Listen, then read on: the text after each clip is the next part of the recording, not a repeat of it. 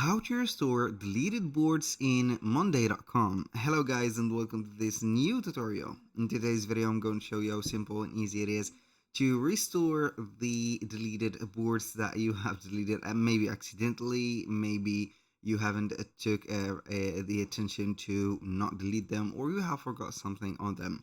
So the process is going to be very easy and simple. We are going to head over Monday.com and we are going to find the dashboard of it. What we're going to do next is going to be very easy. We are going to head over one of the boards. Let's say that I have deleted a board, so I can go ahead and head over here, click on delete.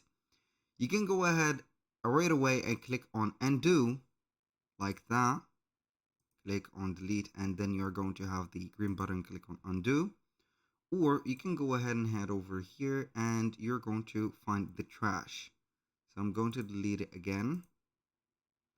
Now we are going to click on our account, click on trash, and you're going to find the deleted board, whatever, dashboard, and etc.